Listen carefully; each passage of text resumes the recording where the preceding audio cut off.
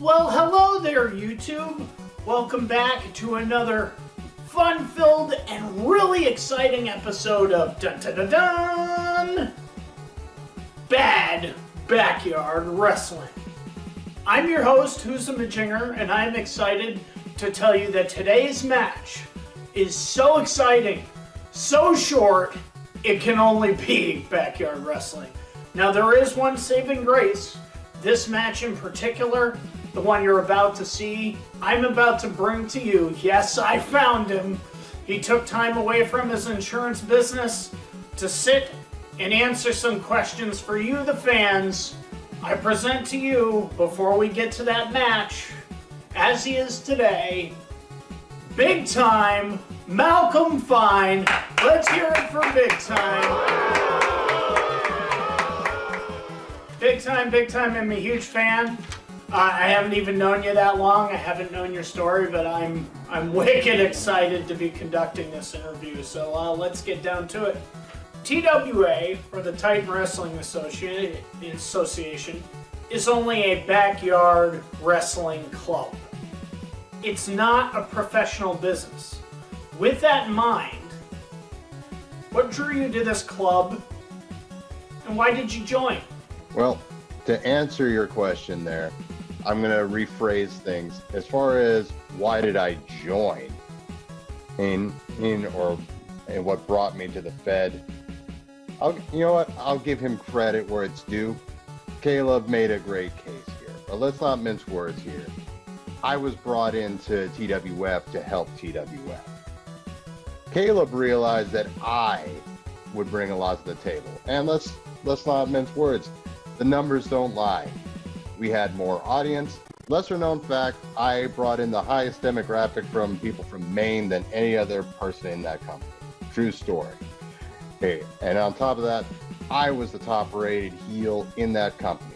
People came from all around just to see people want to kick my ass. I did a fantastic job for that thing. I helped make it what it was, and let's be honest here. People still talk about the rivalry between me and Kaleb, then known as Anaconda and various other people. I got it right the first time. He needed to go about 4 times, but I digress. Big Time Malcolm Fine, you hail from the famous and well-known Woodstock, New York's own KWL Wrestling Company. What would make a talent such as yourself walk away from that? Why I did it, KWL, which was actually my first wrestling fed that I was a part of. I was the Woodstock champion, and I pretty much held the belt as soon as it was created. They actually stuck me with a martial artist because the promoter there wanted to see me get my butt kicked as well. Seems to be a reoccurring theme here. So he stuck me with some MMA guy called Nigel. The match starts, everyone thinks I'm dead to rights. And he hits me with a spin kick, very nice looking spin kick, and hits me right in the jaw, but the idiot didn't do it quite that well because it dislocated his foot. And as he was writhing around the ground in pain, I rolled him up and I covered him for 3 count, and I became the Woodstock champ. After that, I held on and beat everybody. No one could touch me. However, the guy who owned the company, who just so happened to be the world champion as well, never wanted to fight me. Never gave me the time of day. And if there's one thing I cannot stand, it's glass ceilings. It's being told I'm here when I know for a fact I should be up higher. So I'll give Kaleb one last thumbs up here. He didn't put that ceiling on me. He let me go as far as I can go, and I like to think went pretty far. It's a well-known fact, in Vermont anyway, that your first match was a tag team title shot for the TWA Gemini title belts. Our fans are interested to know how you felt about your partner, Runningman, after that loss. I was in a tag team with the Runningman. You know what? I do seem to remember Runningman now that you mention it. Yeah, we had First match we ever teamed up together, and we got a tag team title shot, which once again is a testament to me that I was able to bring up Runningman to my level for one glorious moment in his life. However, and here's the problem with Runningman, not the sharpest spoon in the toaster, so to speak. Not the smartest guy. He made a very critical error in turning on me immediately after that to look cool in front of the fans. And hey, unfortunately, turned out to be as smart of a move as it was those pants he wore for his first debut. Really, someone should have talked to him. Pants split right open down the middle. Yeah, it makes perfect sense. Anyway, that would lead to a downhill career for him. And nothing about that guy made sense. He was called the Running Man, but to this day, I have never seen him run anywhere. Old-faced liar. But he ended up going down the road. He went down.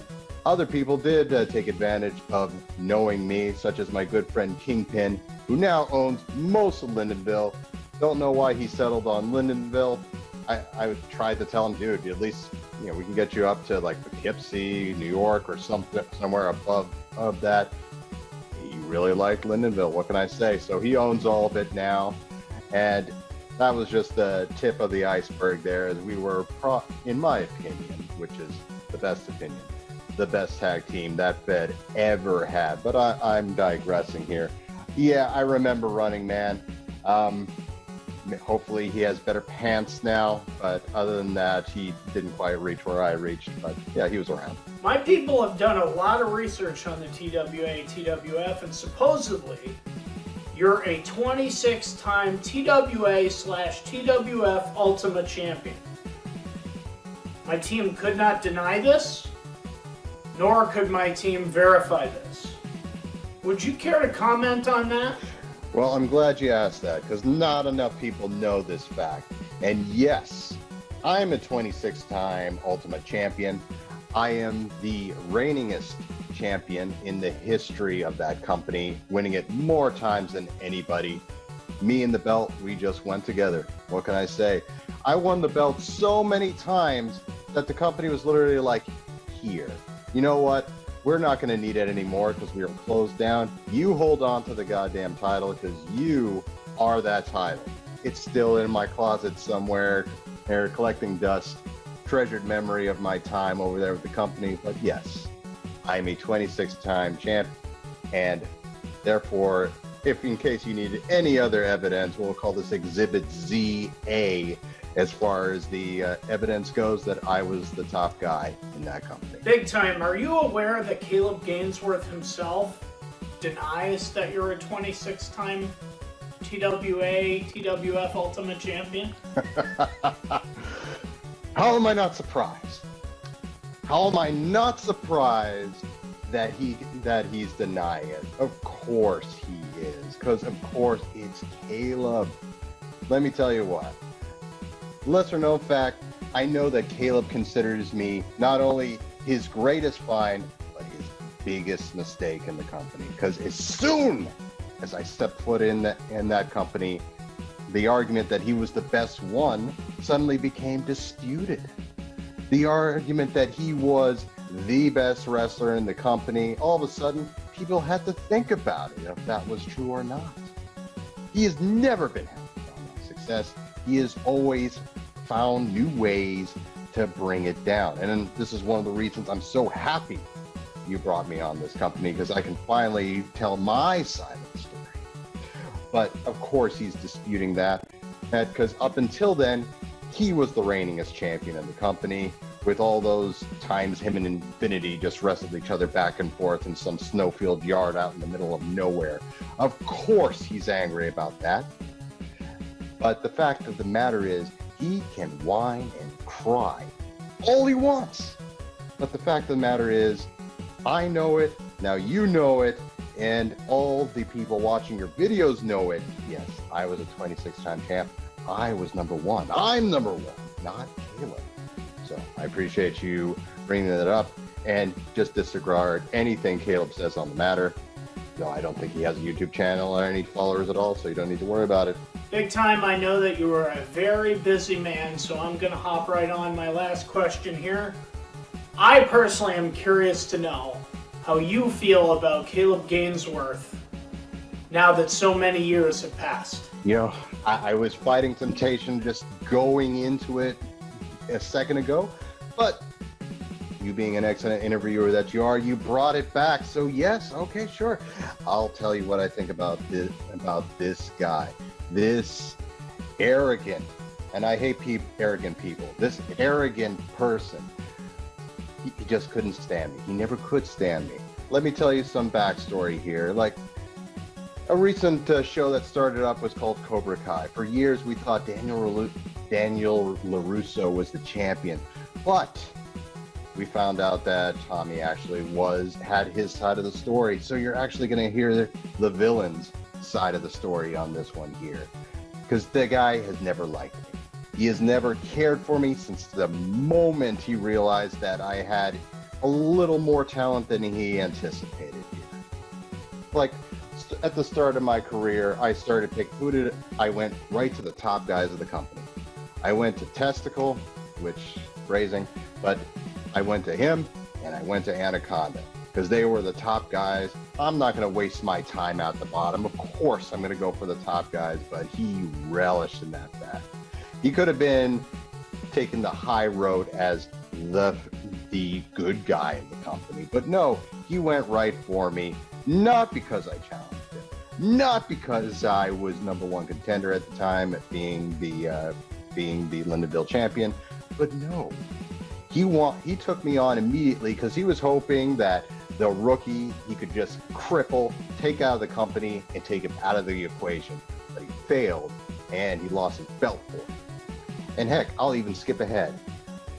One of my favorite moments, the final show of the company. Not for the reasons that a lot of people are thinking, but I had been out of the company for a year, and the company continued, of course, and they actually sent me an invite. The company itself asked me to come back because they missed me. It's like, they were like, big time, we need you back. We need you back. We just had a main event between Tough and Iron Claw. We need that magic back. We missed you so much. So they begged and they pleaded. So I had someone drive me down there because sure, why not? One more time. And I may have had a contractually obligated world title match just for the heck of it. So I go down there. I pin Iron Claw because of course I did. Of course I did. There was not one person who thought otherwise, that any other outcome was going to happen. And I pinned him for my glorious title reign, number 14, we'll say. And I was the champion. It was the ultimate feel-good moment in that company's history. The fish out of water from New York City coming down and winning that title one more time. Everyone was crying. It was the most beautiful scene in the company's history. So, of course, Kaleb Gainsworth came down to throw out the challenge. Hey, big time. How about one more match, huh? How about one more match between you and me? And of course, the crowd goes nuts because it's the best match that company ever had. And he challenged me, and I can't say, hey, let's do it next week. There is no next week. And if I say no, I'm the biggest jerk in the company's history again. And I couldn't deal with that. So I thought, you know what? It's the last show. I'll pin him in like 5 minutes and we'll move on and have a great time. It took longer than 5 minutes, but I didn't. Unfortunately, Kaleb, I recall the ref being his roommate at the time, actually, now that I think about it. So I think that checks out. And one foul count later, and unfortunately, he's the world champion. That's the last image that you see there of TWF. No, I'm thrown to the background while he's once again the conquering hero. So, and that's just one story. There's a truckload more there, my friend. And we're going to go all over them, Wham. We're going to go through each and every story as you bring up these matches to me. And I thank you. You know what? I've never done that once in my career because I built myself up my own. But I'm going to thank you for giving me the chance to finally tell my side of the story. No one ever asked, not one damn person in that company. ever ask me for my side, and I'm going to give it to you. I'm going to give you every little bit, every single time you invite me on here, and I look forward to it. Well, thank you very much, Big Time Malcolm Fine, for taking some time out of your schedule to be on the show today. And I hope you enjoy the match as much as the audience is about to. But before I get to that, I also have another special guest. And it's amazing my team was able to find him, but I have another interview in place for the fans. Without a shadow of a doubt, one of the biggest men TWA, TWF has ever had in their club. Say hello, everyone, to the Runningman. TWA, or the Titan Wrestling Association, is only a backyard wrestling club, not a professional business. With that in mind, what drew you to this club and why did you join? I'm going all over the place.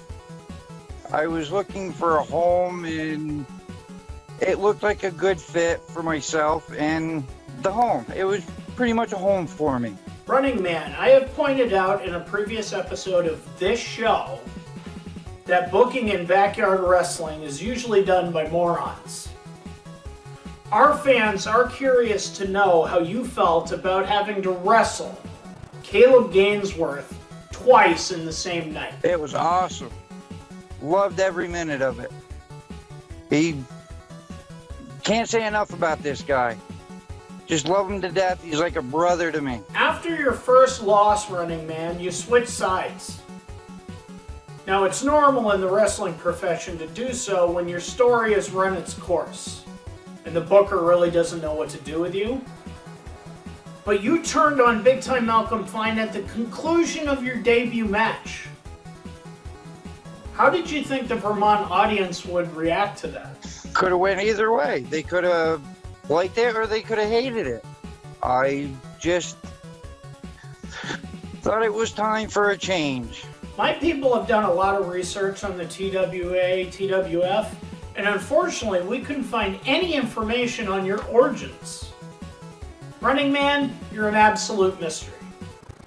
Where did you develop your wrestling skills, and where were you when the TWA discovered you? I've been all over. The TWA, actually, I sought them out. And Kaleb, when I saw Kaleb, I approached him and I said, "Hey, I'm looking for a change. How about me?"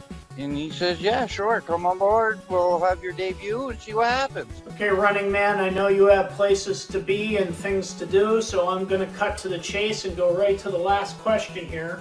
I'm curious to know, how do you feel about Kaleb Gainsworth now that so many years have passed? Well, I still think he's a hell of a man, and hopefully he's doing great for himself. Well, thank you very much for your time, Running Man. I appreciate having you on the show, and you're always welcome back. But now I gotta focus on my audience. Hey, YouTube, it's Who's a Majinger, and I don't want to keep you from the wrestling. I know that's what you're here for, so get ready for one of the most exciting and the most ridiculous and one of the shortest matches you've ever seen. Roll that clip.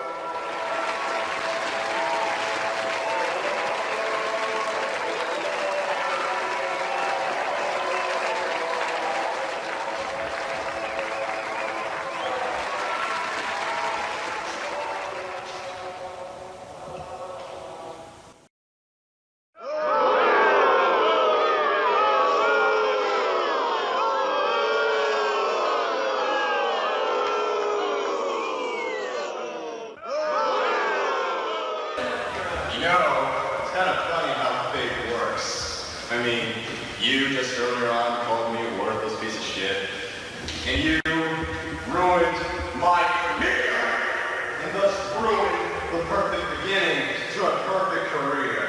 So now here I am deciding which one of you two morons gets a world title shot. Well, trust me, I'll be fair. I give you my word on this, and I promise that the lesser of two evils will win. Ding, ding. Let's get ready to rumble! Matt, I know you carry it. I've seen you. What is that? Sorry, I heard rumors that you're drunk. All right. You got a decision. Come on. I ain't seen no decision. Come on.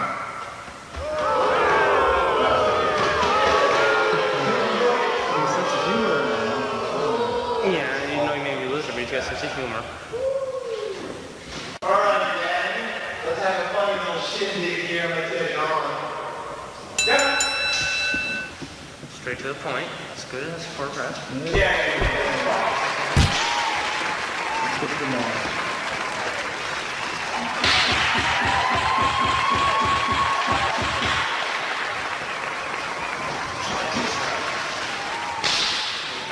Anaconda has to practically beg for applause. That's how good he is. That's how stoned the audience is.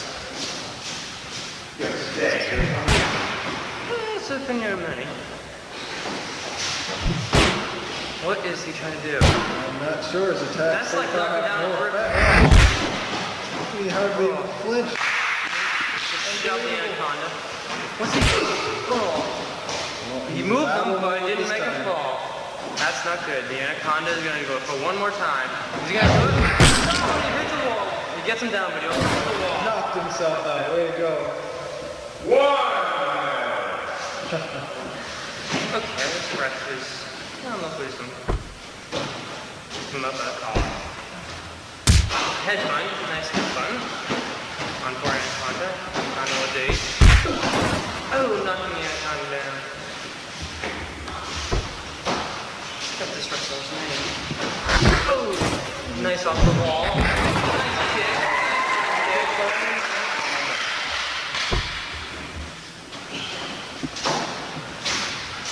What's he doing? Oh, that's gotta hurt both of them. That always looked like a sidewalk.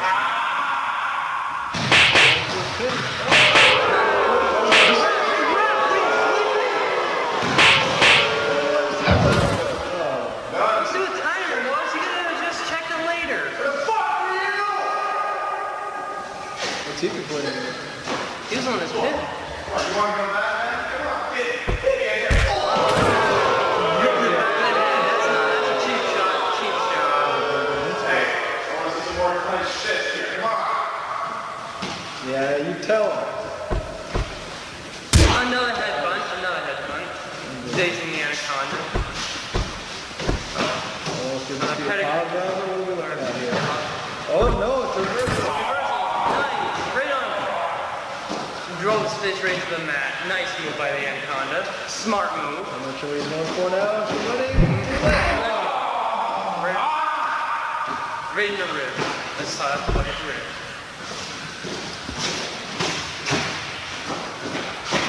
Anaconda may lack the size, but he makes it for a brain. The guy is good. Uh-oh.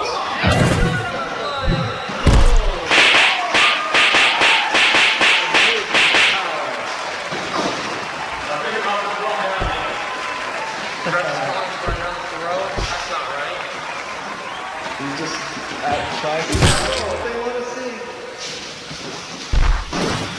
This is my favorite match. Yes, I tell you, now Fine is loving every minute of this. Yeah, he's sitting there not doing Two it. streams to do each other senseless. I want to see if you're trying to be so senseless, but you know, peak. And then Anaconda can't even get to his feet. He's getting to his feet, but he's barely there. The lights are on, but nobody's home. Oh! Maybe the lights are. Maybe somebody is home in there. Somebody is home, and it's Anaconda. Anaconda bring him to the corner.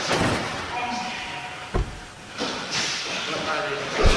Ooh! What, Jackson. what's going to happen here? No.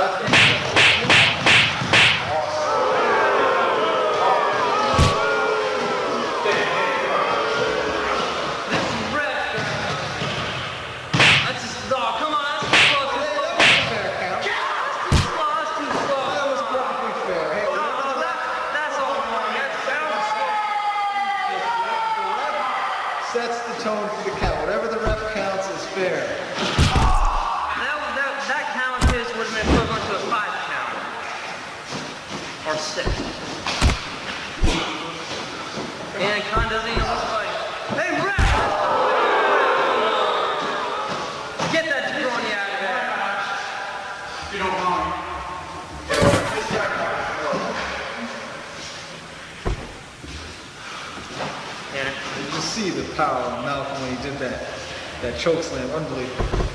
Yes, that was unbelievable. Or Anaconda. I have no something.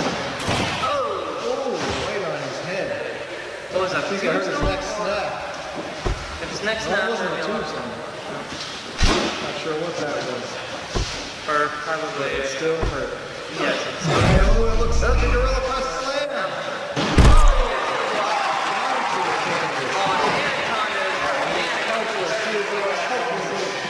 And the ref is sitting there taking pictures. Oh. Malcolm Anaconda's finds getting in some trouble. mementos of the occasion. Wait, looks like he might reverse. And it's a submission. He didn't tap out. He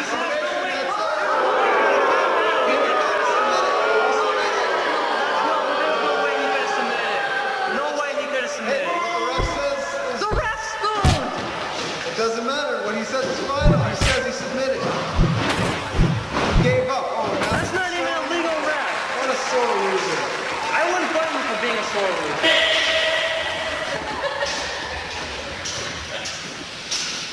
Everyone mistreated Mr. Fine. I'm still laughing, buddy. At both of you. Well, there you have it. Sounds like a pretty cut and dry case to me. Anaconda got put in the tomato or whatever the hell Running Man calls that move, which is obviously a submission hold, and he gave up immediately, right away.